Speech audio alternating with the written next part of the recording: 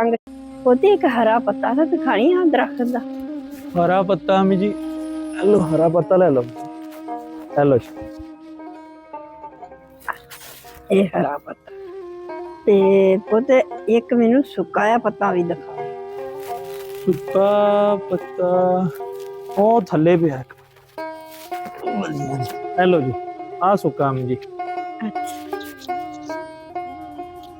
ਇਹਦਾ ਪੁੱਤ ਰੰਗ ਕਿਦਾਂ ਦਾ ਇਹਦਾ ਕਿਹਦਾ ਅम्मी जी? ਐਸ ਪੱਤੇ ਦਾ ਜਿਹੜਾ ਸੁਕਾਇਆ ਪੱਤਾ ਇਹ ਪੀਲਾ ਰੰਗ ਬਦਲ ਗਿਆ ਜੀ। ਰੰਗ ਬਦਲ ਗਿਆ। ਆ ਹਰਾ ਹੈ। ਆ ਹਰਾ ਅम्मी जी। ਦੇਖ ਪੁੱਤ ਆ ਜਿਹੜਾ ਦਰਖਤ ਦਾ ਪੱਤਾ ਹੈ ਨਾ, ਹਾਂਜੀ ਅम्मी जी। ਦਰਖਤ ਦੇ ਨਾਲ ਸੀਗਾ ਹਾਂਜੀ ਤੇ ਕਿਦਾਂ ਹਰਾ ਹਰਾ ਕਿਦਾਂ ਲਹਿਰਾਂਦਾ ਸੀਗਾ ਜੀ ਅम्मी जी। ਤੇ ਆ ਜਿਹੜਾ ਸੀਗਾ ਇਹਨੇ ਆਪਣਾ ਰੰਗ ਛੱਡ ਦਿੱਤਾ। ਹਾਂਜੀ ਜਿਹਨੇ ਰੰਗ ਛੱਡਿਆ ਤਾਂ ਥੱਲੇ ਡਿੱਗਿਆ ਹਾਂਜੀ ਤੇ ਸੁੱਕ ਗਿਆ। ਸੁੱਕ ਗਿਆ।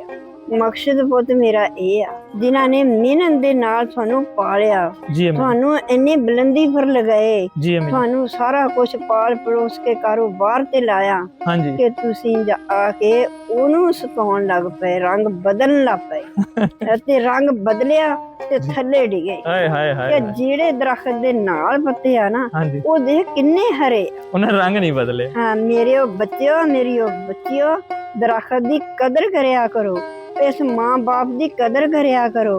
ਕਿ ਦੇਖ ਯਾਨੀ ਕਿ ਦਰਖਤ ਸਾਡਾ ਮਾਂ-ਬਾਪ ਆ ਹਾਂਜੀ ਤੇ ਅਸੀਂ ਪੱਤੇ ਆ। ਹਾਂਜੀ ਇਹ ਹਾਏ ਮਾਂ ਬਾਪ ਦਾ ਮੈਂ ਤੁਹਾਨੂੰ ਇਹ ਦੱਸਿਆ ਕਿ ਦੇਖ ਇੱਕ ਦਰਖਤ ਆ, ਇਦਾਂ ਤੁਹਾਡਾ ਮਾਂ ਬਾਪ ਆ। ਇਹ ਦਰਖਤ ਨਾਲੋਂ ਪੱਤਾ ਜਿਹੜਾ ਰੰਗ ਛੱਡਿਆ ਥੱਲੇ ਡਿੱਗਿਆ ਹਾਂਜੀ ਤੇ ਇਹਦਾ ਕੋਈ ਹਾਲ ਨਹੀਂ ਹੈਗਾ। ਤੇ ਜਿਹੜਾ ਦਰਖਤ ਦੇ ਨਾਲ ਆ ਦੇਖੋ ਕਿੰਨਾ ਹਰਾ ਹਰਾ ਲੱਗਦਾ, ਕਿੰਨਾ ਖੂਬਸੂਰਤ ਆ।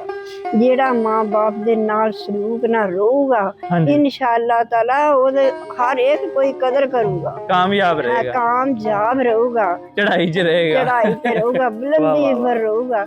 ਤੇ ਜਿਹੜਾ ਥੱਲੇ ਡਿੱਗ ਪਿਆ, ਰੰਗ ਛੱਡਿਆ, ਮਾਂ ਬਾਪ ਨੂੰ ਛੱਡਿਆ, ਅਸੀਂ ਤਾਂ ਮਾਂ ਬਾਪ ਨੂੰ, ਸਾਡਾ ਮਾਂ ਬਾਪ ਕੁਛ ਲੱਗਦਾ ਹੀ ਨਹੀਂਗਾ ਹੈਗਾ। ਹਾਂਜੀ ਤੇ ਪੁੱਤ ਉਹ ਫਿਰ ਥੱਲੇ ਡਿੱਗ ਕੇ ਹਾਲ ਨਹੀਂ ਕੋਈ ਵੀ।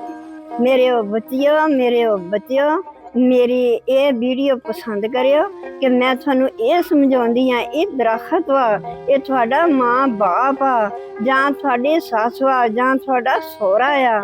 ਇਹਨਾਂ ਦੇ ਨਾਲ ਸਲੂਕ ਨਾ ਰਿਹਾ ਕਰੋ। ਜਿਹੜੇ ਘਰ ਦੇ ਵਿੱਚ ਪੁੱਤ ਵਾ ਆਪਣੇ ਮਾਂ ਬਾਪ ਨਾਲ ਸਲੂਕ ਨਾ ਰਹਿਣ ਤੇ ਨੌਹਾਂ ਵੀ ਸਲੂਕ ਨਾ ਰਹਿਣ।